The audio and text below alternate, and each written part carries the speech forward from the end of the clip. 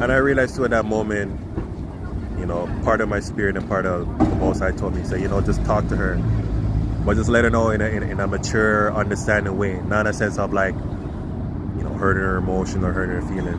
I'm usually, I'm honestly, I'm not the type of person that I like to reject people, because through my experience, even from day one, I effing know, bro. I know. When it comes to girls, I know, man. Especially that time I had that urge and I had that feeling.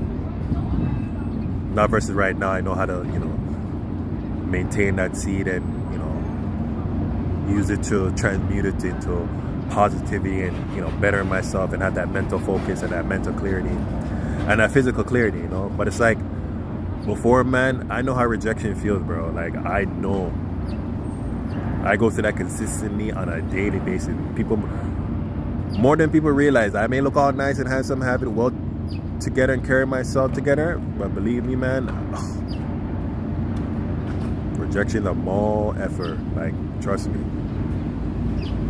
And sometimes I realize even the girls who they know they bought it and they want it and they know I'm an approach, but what do? They change their mask, they change their features, they change everything about them, and it's like, and then it just, the vibe just becomes off, and it just becomes weird, and it's just like, at that point, I say, let me stop chasing all these things and just focus on myself and focus on my dollar and do what I need to do, especially if I'm new to a new city and all. I don't have time for that, you know what I mean? So, no disrespect to the individual who's listening and, the individual that supported me and helped me in that community as well, but I'll let them know, I'm on my grind, bro. I'm on my money. I need to make some dollars to move forward, like, and I'm at that point, like, even though I feel it and I want to push my thing inside of a thing, I realize it goes deeper than that, man, because I got to deal with your trauma, I got to deal with your insecurities, I got to deal with your unhealed wounds,